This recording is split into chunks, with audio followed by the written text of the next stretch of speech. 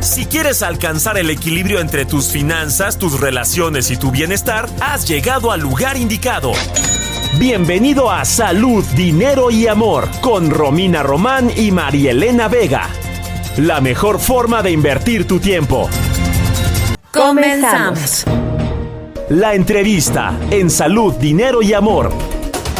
Ya amigos, seguimos en Salud, Dinero y Amor. Estamos concluyendo el 2024 y viene un 2025, parece ser con un poco de turbulencia. ¿Qué pasa en Estados Unidos? ¿Qué pasa con las empresas norteamericanas? Para platicar de ello nos da muchísimo gusto saludar esta noche a Larry Rubin, presidente de la Sociedad precisamente norteamericana en México. Larry, muy buenas noches, qué gusto saludarte. Marilena, buenas noches y muchas gracias por tenerme en tu programa, con Romy también. Muchísimas gracias a ti, Larry. Oye, y tu balance del 2024 como presidente, como titular de las empresas norteamericanas en México, ¿cuál sería? Pues mira, la realidad es que por primera vez una mujer presidenta. Creo que la agenda en la relación bilateral con Joe Biden, pues ya prácticamente viendo cosas pues menos prioritarias, ¿no? Ya que pues después de la elección y teniendo a Donald Trump, pues evidentemente va a cambiar la dinámica entre México y Estados Unidos. El comercio sigue creciendo a tasas inmejorables.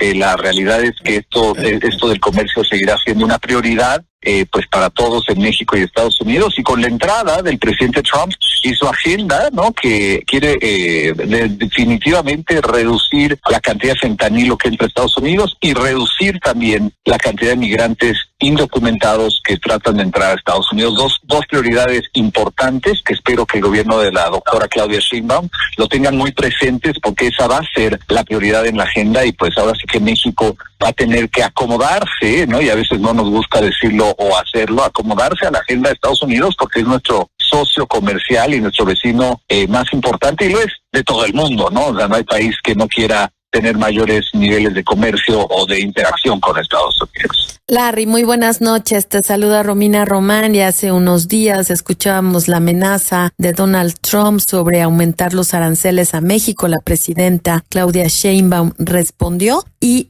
con esto podríamos empezar a ver el preámbulo de una guerra de aranceles entre ambos países. ¿Es factible que esto ocurra? ¿Y cuáles serían las consecuencias? Pues mira, definitivamente los aranceles son un riesgo. Donald Trump va muy en serio, pero creo que es la señal, y hay que focalizarnos muy bien, es la señal que le está diciendo: si México no trabaja conmigo, esta es la consecuencia. Pero ¿qué es si México no trabaja conmigo? Creo que para Donald Trump es migración y narcotráfico, dos prioridades que también para México son importantes, no por Estados Unidos, sino los niveles de inseguridad tienen que ver con el narcotráfico. Pues todo el tema de narcotráfico es un riesgo para la población mexicana. Entonces yo creo que hay que aprovechar esta oportunidad que Estados Unidos está diciendo: trabaja conmigo en migración y en el tema del narcotráfico. Migración también es un tema en México. O sea, tenemos cantidad de haitianos viviendo en niveles de pobreza que ni los mexicanos, ¿no? Entonces, en realidad, para México le vendría bien sumarse a la agenda de Estados Unidos, y los aranceles entendiendo que ese es el castigo de no trabajar conjuntamente, ¿no? Entonces, no hay que enfocarnos en el castigo, hay que enfocarnos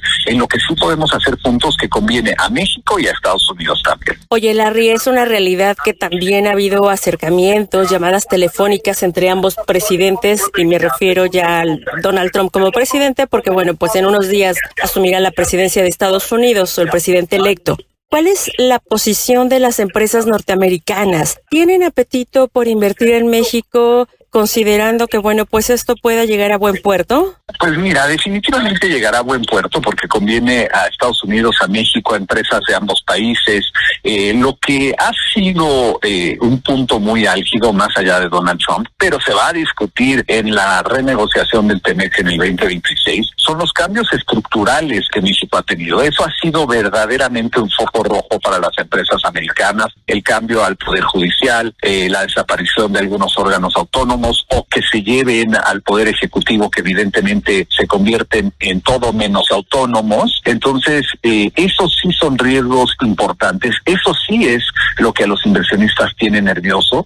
Y por más que haya foros con la presidenta o con Marcelo Ebrard, pues aquí no es eso, es los resultados de ya un cambio drástico en el Poder Judicial y el cambio de desaparición de órganos autónomos como autónomos. Y eso, pues por más conversaciones, juntas, acercamientos que haya del Poder Ejecutivo, no cambia la realidad. Y eso, Romina, Marilena, son los riesgos principales más allá de pues lo que dice o hace Donald Trump. Claro, Donald Trump va a apoyar a las empresas americanas y esto pues todo va a salir en la renegociación del TEMEC, que lamentablemente de no haber habido estos cambios pues no saldría, ¿no? Larry, en el caso de la desaparición de los órganos autónomos, ¿es algo que realmente le preocupa a los inversionistas? ¿Qué tanto podría inhibir el flujo de recursos de Estados Unidos a México? Pues mira, hay ciertos órganos autónomos que permiten en el mercado regular el papel de gobierno, ¿no? Y de las empresas paraestatales. Cuando desaparecen los autónomos, las paraestatales, llámese CFE, Pemex, se les permite hacer lo que sea. Entonces, si tú eres una empresa americana en cualquiera de los rubros que trabajará con una de estas empresas, al quitarte el órgano autónomo, tienes ya nula oportunidad de competir, digamos, equitativamente con una empresa del Estado. Esa es una de las preocupaciones. También tener reguladores independientes, pues permiten que lo que se decida sea más allá de lo que le convenga nada más al Poder Ejecutivo en turno, ¿no? Y por ejemplo, inversiones en materia de telecomunicaciones, ¿no? A lo mejor el presidente decide que pues me conviene más apoyar a un empresario nacional que a un extranjero, aunque no sea lo adecuado, pues también para una empresa que está invirtiendo miles de millones de dólares en México, ¿no? Entonces, ese tipo de acciones pues son las que peligran y las que preocupan a la inversión estadounidense y extranjera en su totalidad. Larry, bajo tu panorama o el panorama que tenemos en estos momentos, ¿qué expectativas tienen para 2025? Mira, 2025 sin duda va a ser un año donde las finanzas públicas estarán muy apretadas. Estamos viendo los niveles de producción de Pemex cada vez bajar más, ¿no? Pues reservas casi inexistentes. Entonces, realmente la economía mexicana está en una situación muy delicada, ¿no? El presupuesto y los programas sociales pues van en aumento, lo cual en el presupuesto pues evidentemente se tienen que cortar áreas pues como salud, ¿no? Y otras, y eso va a ser un factor importante. La inversión nerviosa por estos cambios que ha sucedido, estos están más cautelosos que antes en si venir a México o no, ¿no? Y evidentemente la revisión del TEMEC pues también tiene preocupado a muchas empresas, ¿no? Entonces es otro factor. Y definitivamente que Claudia Sheinbaum sepa y quiera trabajar de la mano con Donald Trump. Ya vamos tarde en que Claudia Sheinbaum se reúna con Donald Trump. Sí lo tiene que buscar. Ahora sí que lo que tenga que hacer, pues yo creo que es prioridad, como lo hizo Justin Trudeau. Vimos a Justin Trudeau ir a Mar-a-Lago, se quitó el ego y dijo, pues yo voy a buscar al próximo presidente, me voy a sentar a platicar con él. Y eso es una prioridad. Larry, yo no estaría de acuerdo en lo personal en que la presidenta Sheinbaum haga lo que tenga que hacer. Esto no tiene tampoco que ver con egos. Hay que destacar el carácter explosivo y volátil del presidente electo Trump. Todos estamos de acuerdo en la negociación, pero de ninguna manera en la sumisión o hasta ponerse de rodillas para que las cosas salgan bien. Y con base en esto, ¿cómo estarías tú anticipando la relación bilateral, no nada más en el tema comercial? Pues mira, la realidad es que, y yo creo que ese es el error en el que se cae en México, es pensar arrodillarse. Arrodillarse no es ir a buscar al presidente porque te conviene. O sea, aquí México no va a firmar algo que no le convenga. Pero si a México le conviene ir y buscar al presidente porque es una necesidad, yo creo que eso es básico. Particularmente lo hizo Justin Trudeau. Él sabe que la necesidad que Canadá tiene de Estados Unidos es imperante. La relación es asimétrica, sin duda, y va a seguir siendo asimétrica como lo tiene Estados Unidos con el resto del mundo. Pero nos conviene en México, ¿no? Entonces creo que ese es el primer punto que hay que estar muy seguros de atinar. Y creo que pues el tener una relación tú a tu, cara a cara, discutir los temas es mucho mejor que a lo mejor a través de los medios de comunicación estar diciendo, si tú me haces esto, yo te hago el otro. Eso no va a ir a ninguna parte. Aunque es una persona, Donald Trump, pues evidentemente como la explicas, pues yo creo que lo mejor es ir cara a cara. Mira lo que sucedió con Canadá, salieron de la Junta. Justin Trudeau muy contento porque logró transmitirle algo importante al presidente y como todo. Yo creo que la comunicación es la base en todo, no nada más en relaciones interpersonales, sino también en relaciones de gobiernos, ¿no? Y yo creo que entre más rápido podamos sentarnos con Donald Trump, pues mejor será para México. Por supuesto, Larry, porque al final de cuentas ambos países salimos beneficiados de esta cercanía, de esta estrecha relación comercial, y si algo sale mal, los dos, tanto estadounidenses como mexicanos, saldríamos perjudicados. Muchísimas gracias a Larry Rubin, él es presidente de The American Society of México. Muchísimas gracias, vamos a seguir en contacto contigo para que nos vayas actualizando sobre este tema que es tan importante. Al contrario, muy bonita noche.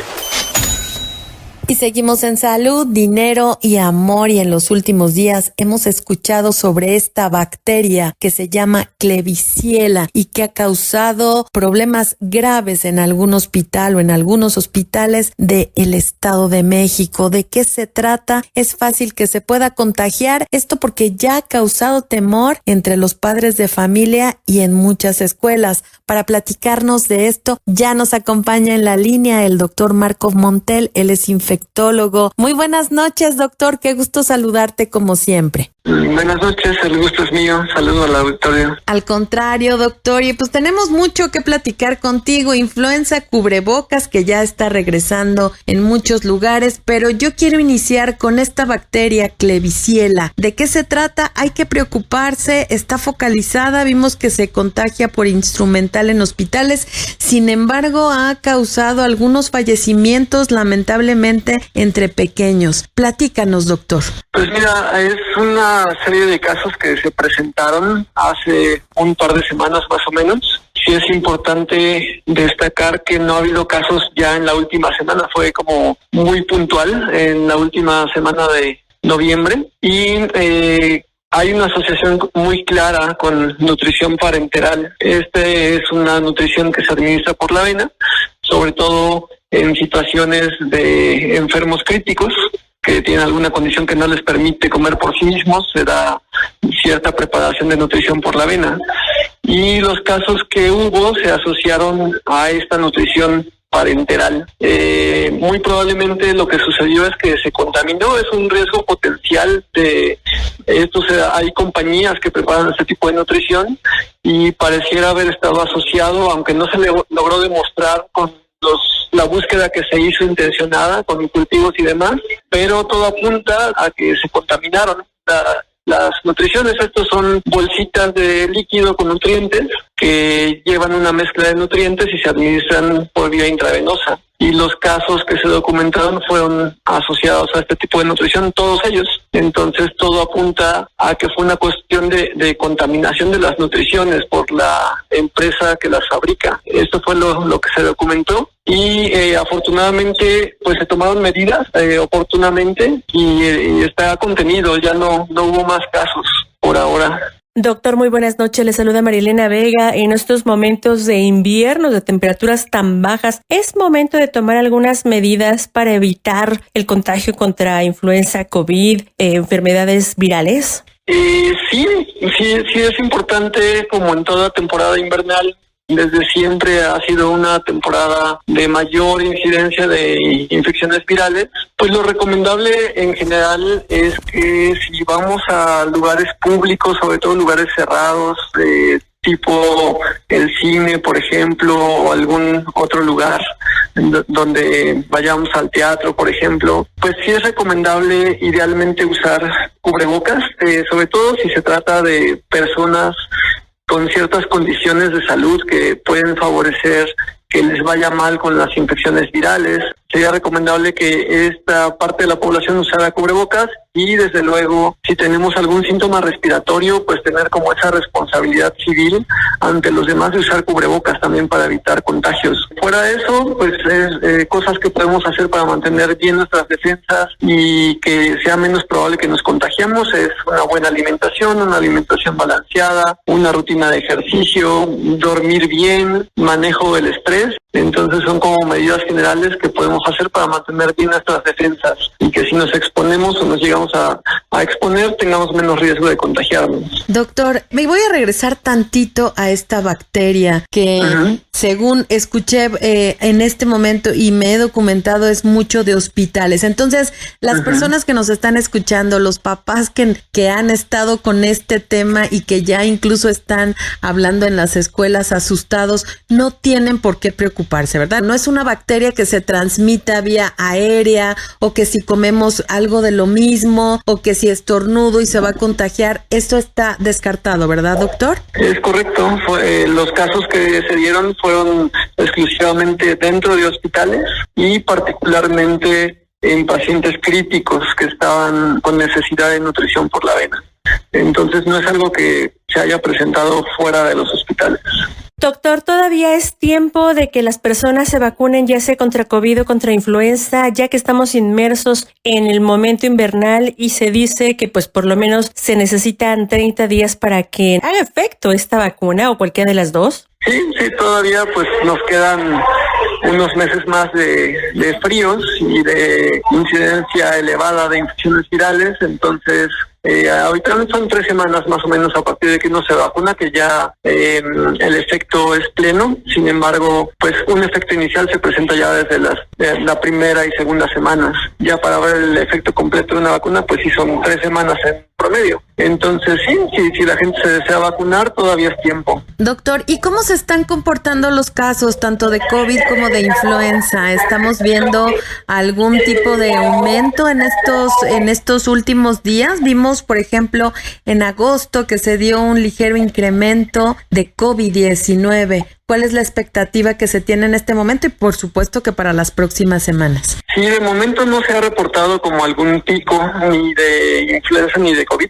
Sin embargo, es importante considerar también que son pocas las pruebas que se hacen, ¿no? Si hay un pico ahorita de infecciones respiratorias que se está viendo en la práctica médica, sin embargo, pues se hacen pocas pruebas en general, entonces es difícil saber con certeza cuál es el comportamiento, pero al menos en forma oficial por la Secretaría de Salud no se ha documentado hasta ahora algún pico, pero pues en cualquier momento puede llegar a suceder.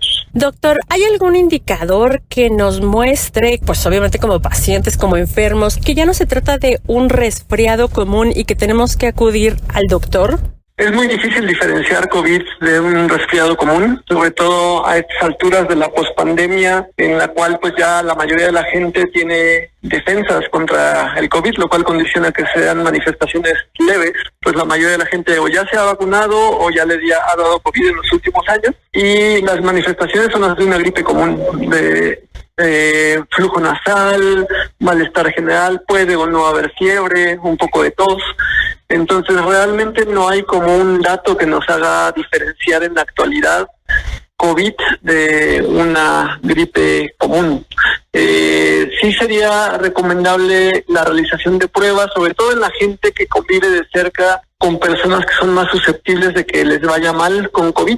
Doctor, no se puede diferenciar el COVID de la gripa estacional, digamos, pero la influenza, ¿y hay que tomar lo mismo para los 3 virus o definitivamente cada virus debe de tomar su propio medicamento? Porque ese es el problema, como no hay pruebas, uno piensa que es gripa y toma una cosa cuando es otra cosa. En el caso de influenza, característicamente da fiebre, prácticamente es rarísimo influenza sin fiebre. En el caso de la gripe común puede o no dar fiebre, el COVID también puede o no dar fiebre, pero influenza casi siempre da fiebre. Sin embargo, no toda fiebre en un cuadro gripal es influenza, ¿no? Y en cuanto al manejo, para las 3 aplican antigripales, porque finalmente en cualquier infección viral de vías respiratorias lo que se busca tratar son los síntomas. No existen antivirales para los virus que siempre han existido y que causan la gripe común. No hay antivirales en existencia.